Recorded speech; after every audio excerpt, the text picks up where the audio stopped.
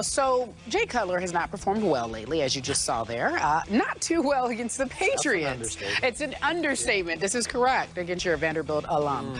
Cutler is 0-2 against New England, losing as a Bronco and as a Bear. Cutler also only has 1 touchdown to 4 picks in those games. However, Chicago does play well on the road. Let's note that. The 3-1 heading into the game at Foxborough, but 0-3 all-time against New England in the regular season. Remember that, the regular season. Skip Bayless, objectively. How concerned should the Patriots be? I'm glad you used that word, Carrie Champion. Stephen A., I don't want to misrepresent you on this show, but you did pick the New England Patriots to win this year's Super Bowl. But is it fair to say that I'm the more bona fide New England supporter on this show? Is that fair to say? Yeah. Yeah, except for when the Cowboys are brought up, and then we realize that you're blood. I was born and raised. I can't help that. But I like the Patriots, and you've known that for 10 years. Yes. Okay. Because I like Tom Brady. I admit it. I think he's really good and still really good. As a bona fide Patriots supporter, I am scared to death of a game that this team virtually must win if this team is going to have any chance of winning the AFC. Not just the AFC East, I'm talking about winning the conference and getting to the Super Bowl as I predicted. I am so afraid of this game that if I were a betting man, I would jump on taking the 6 points in Chicago in this game because, as Carrie points out, Chicago is weirdly dangerous away from Chicago. My pet theory on that is expectations were running so hot and high in Chicago, this team tries too hard to win at home, and it chokes, and it turns the ball over, especially that quarterback you referred to. 8 turnovers and 3 home losses so far, most of them thanks to Jay Cutler. But they've lost 3 games at home, 0-3. But on the road, Stephen A., they have won 3 games, and in those 3, they've turned it over only 1 time. 1 meager Jay Cutler fumble.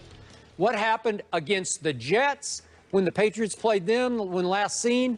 The Jets ran for 218 yards. Forte for the Bears has gone over 100 4 times already this year. I'm pretty sure he's going to go over 100 at Foxborough. I hope I'm wrong, but I'm just pretty sure of that.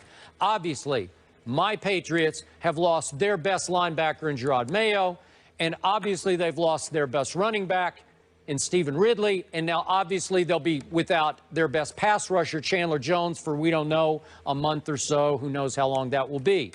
Very dangerous game. I think it's going to be close. I think it's going to be a shootout. I'm going to hang in with my Patriots just because when you have 12, you have a chance. So I'm going to go 33-30 New England.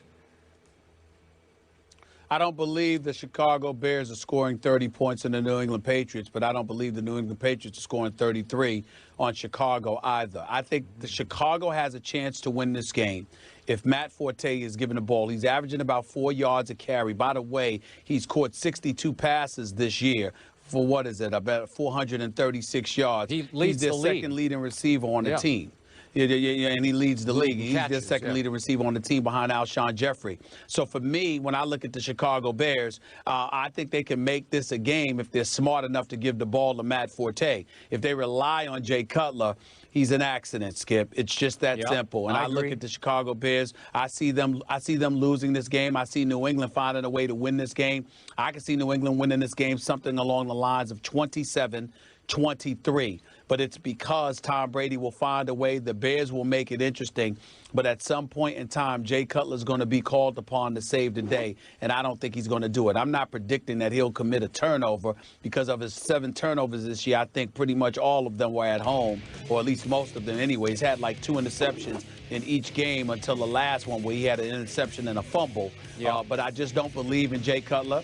I've never believed in him. I've tried to tell you that. But a game like this is when he may show up and make it interesting and give you cause to pause, make you question, how you put him down and may insult him, because he'll show up for a game like this. He will. And be productive. He usually reserves his ineptitude for when he's in front of the home crowd. Okay, well, that's right, which is why I remember what was being called his signature career game at San Francisco in Week 2. Remember that on that Sunday night when they came back to win 28-20, and Cutler threw 4 touchdown passes. They were short, but he threw 4 touchdown passes. I'm fearing that kind of game. And the reason that I'm calling this must-win for the New England Patriots, I'm going to bring it up again. Murderer's Row comes after this because Denver comes calling a week from Sunday. Okay. Then it's at Indy, Detroit at home, at Green Bay, at San Diego. Wow. Yeah. You know, this is you have to beat the Bears or you're going to be in trouble because it's only going to get harder. Harder after this game. Okay. Do you know what Jay Cutler and Dallas have in common?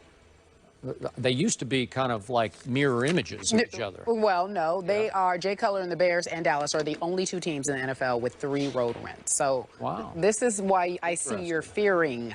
You know, the Cowboys do have that in common, that they have not played very well at Jerry World, though I hope that trend is reversed. It'll reverse. Okay, listen, gentlemen, when we come back, this is exciting.